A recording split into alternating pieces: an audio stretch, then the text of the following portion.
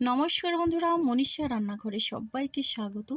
প্রতিদিনের মতো আবারও চলে এলাম দারুণ একটা রেসিপি নিয়ে। তো আজকে এই টিফিন রেসিপি নিয়ে চলে এলাম, আর এই টিফিন রেসিপিটা কিন্তু ভীষণই হেলদি এবং টেস্টি। আশা করি আপনাদের বেশ ভালো লাগবে।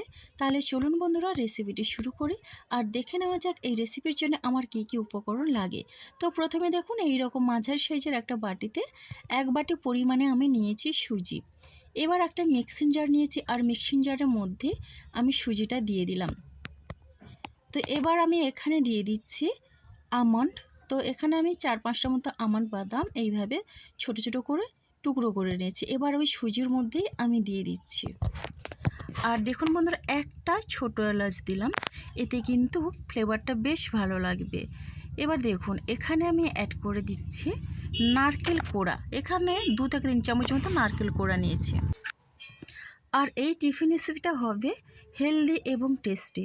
তো এটা না আমি একটু ঘুরিয়ে নিয়েছি, এখানে কিন্তু জল দিইনি, আমি এইভাবে শুকনো অবস্থায় এইভাবে ঘুরিয়ে নিয়েছি। তো অবশ্যই এই টিফিন রেসিপিটা প্রথম থেকে শেষ পর্যন্ত দেখুন, বেশ ভালো লাগবে আপনাদের। এটা কিন্তু বাচ্চা বড় সবার বেশ ভালো লাগবে। এটা বাচ্চাদের টিফিন বক্সে দিলে বাচ্চারা কিন্তু ভীষণই খুশি হয়ে খাবে। আর এটা কিন্তু দিলে টিফিন বক্স একেবারে খালি করে দেবে।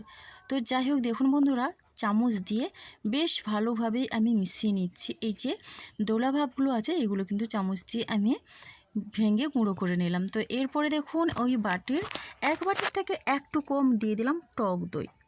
এবার টক দইয়ের বাটিটা ধুয়ে আমি দিয়ে দিচ্ছি 1 বাটি পরিমাণে জল। এবার দেখুন, ওই জলটা দিয়ে আমি বেশ ভালোভাবে মিশিয়ে নেব। এই টিফিনটা কিন্তু বানাতে খুবই সহজ লাগে আর খেতে অসাধারণ লাগে। যে কেউ কিন্তু একবার দেখার পরে খুব সহজে এটা বানিয়ে নিতে পারবে। এটা কিন্তু বাচ্চারা ভীষণই তৃপ্তি করে খায়। তো বন্ধুরা, অল্প সময়ের মধ্যে এটা হয়ে যায়। আর যাদের হাতে সময় কম থাকে, এটা একবার হলেও ট্রাই করবেন। বেশ ভালোভাবে মিশিয়ে নিচ্ছি। দেখুন বন্ধুরা, এবার উইস্ক দিয়ে আমি ভালোভাবে মিশিয়ে নিলাম। যত ভালোভাবে মিশানো হবে রেসিপিটি কিন্তু খুবই ভালো হবে, অনেকটা নরম হবে আর অনেকটা কিন্তু ফুলকো হবে। তো যাই হোক, এইভাবে আমি মিশিয়ে নিলাম। আর দেখুন বন্ধুরা, এখানে কিন্তু আমি বেশি জল দিইনি, অল্প জল দিয়ে আমি টিফিনটি রেডি করছি। আমি ওই টক দইয়ের বাটিটা ধুয়ে শুধুমাত্র জল দিয়েছি। দেখুন, এখন কিন্তু আমি এইভাবে মিশিয়ে নিয়ে এটা আমি রেস্টে রেখে দেবো। তো এখানে আমি 5 থেকে 7 মিনিটের মতো রেস্টে রেখে দিলাম। 5-7 মিনিট পরে ফিরে এলাম। তো দেখুন বন্ধুরা, এর ঘনত্বটা আগের তুলনায় অনেকটা কিন্তু পরিমাণে বেড়েছে, আর অনেকটা ফোলা ফাঁপা হয়েছে এই ব্যাটারটা। তো আমি না এখন চামচ দিয়ে আবারও বেশ ভালোভাবে মিশিয়ে নিচ্ছি। হাতে একটু সময় নিয়ে এটা মিশিয়ে নিলে কিন্তু বেশ ভালো লাগবে। আর এই রকম ঘনত্বে রাখতে হবে, এখানে কোনো রকমের জলের প্রয়োজন হবে না। আর এখন আমি এখানে দিয়ে দিচ্ছি দেখুন স্বাদ অনুসারে লবণ। এবার এখানে আমি দিয়ে দিচ্ছি 1 চামচ পরিমাণে চিনি। এই চিনিটা দিলে কিন্তু খুব মিষ্টি হবে না, যেহেতু টক দই দিয়েছি তার জন্য চিনিটা দিলাম। এবার দেখুন, এই চিনি দেওয়ার পরে কিন্তু সব কিছুর স্বাদ ব্যালেন্স করবে আর খেতে অসাধারণ লাগবে। লবণ আর চিনিটা দিয়ে বেশ ভালোভাবে মিশিয়ে নিচ্ছি। আর এখানে কিন্তু কোনো রকমের তরকারির প্রয়োজন হয় না এটা খাওয়ার জন্যে। যদি আপনারা মনে করেন এটা গুড় কিংবা যে কোনো চাটনি দিয়েও বেশ ভালো লাগে। তো এটা ভীষণই হেলদি। সকালের জলখাবারে এমনকি সন্ধ্যের টিফিনেও বেশ ভালো লাগে সুজির এই রেসিপিটি। তো হালকা খিদে পেলে এটা অবশ্যই বানিয়ে নিতে পারেন। দেখবেন একবার খাওয়ার পরে কিন্তু এটাই খেতে চাইবেন, যেহেতু এখানে কিন্তু কোনো বানানোর ঝামেলা নেই।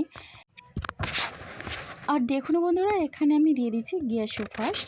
তো এটা কিন্তু ইনোর মতনই কাজ করে। এখান থেকে আমি 1/2 চামচ পরিমাণে নিয়ে নিলাম। এবার দেখুন আমি দিয়ে এরপরে এখানে আমি দিয়ে দিচ্ছি সেই চামচের 1 চামচ পরিমাণে জল। এবার জলটা দেওয়ার পরে আমি এটা মিশিয়ে নেব।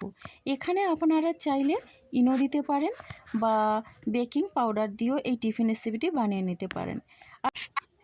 আর এই গ্যাসে ফাস্ট দিয়ে বেশিক্ষণ মেশানোর দরকার নেই, অল্প কিছু সময় 20 সেকেন্ডের মতো ধরে মিশিয়ে নিলে হবে। দেখুন, এটা দেওয়ার পরে ব্যাটারটা কিন্তু আগের তুলনায় অনেকটাই ফোলা ফাঁপা হয়েছে আর পরিমাণে যেন অনেকটাই বেড়ে গেছে। তাহলে চলুন বন্ধুরা, এখন চলে যাই রেসিপিটি তৈরি করার জন্যে। প্রথমে গ্যাসে একটা প্যান বসিয়ে দিয়ে এখানে দেখুন তেল নিয়েছি। 1 ফোঁটার মতো তেল, নামে মাত্র তেল দিয়ে আমি ব্রাশ করে নিলাম। আর দেখুন এই প্রথমবারে আমি তেল দিলাম, দ্বিতীয়বারে কিন্তু আর কোনো রকমের তেল দেব না। এবার দেখুন এখানে 1 হাতা পরিমাণে ব্যাটারটা নিলাম। এবার আমি কিন্তু ব্যাটারটা দিয়ে হাতা দিয়ে ঘোরাবো না, স্রেফ এইরকমই থাকবে। এবার আমি ঢাকনা দিয়ে এটা 1 মিনিটের মতো রান্না করে নেব একেবারে লো ফ্লেমে। দেখুন ওপর থেকে কিন্তু অনেকটা জালিদার হয়েছে, অসংখ্য ছিদ্র। আর দেখুন এখন আমি এটা তুলে নেব। খুব সহজেই কিন্তু এই রেসিপিটি তৈরি হয়ে যায়। দেখুন কতটা সহজ পদ্ধতিতে তৈরি করা গেল। আর এটা খেতে সত্যি অসাধারণ লাগে, শুধু মুখেও দারুণ লাগবে খেতে। এখন আমি তুলে নিলাম, আবারও একই রকমভাবে একটা তৈরি করে দেখিয়ে দিচ্ছি। তো রেসিপিটি ভালো লাগলে লাইক, শেয়ার, কমেন্ট এবং সাবস্ক্রাইব করে আমার পাশে থাকবেন। নতুন বন্ধুরা আমার রেসিপিটি দেখছেন অথচ সাবস্ক্রাইব করেননি, প্লিজ সাবস্ক্রাইব করে পাশে থাকা বেল আইকনটি প্রেস করে নোটিফিকেশান অল করে দেবেন, তাহলে কিন্তু সবার আগে আপনারা আমার নোটিফিকেশান পেয়ে যাবেন। দেখুন কতটা সুন্দর লাগছে, অনেকটা লোভনীয়। তো এইভাবে করে আমি এখানে সবগুলো রেডি করে নেব। রেসিপিটি যদি ভালো লেগে থাকে আপনাদের অবশ্যই একটা মিষ্টি কমেন্ট করবেন। আপনাদের একটা মিষ্টি কমেন্ট কিন্তু আমাকে অনেকটা উৎসাহ দেয় নতুন নতুন রেসিপি বানানোর জন্য।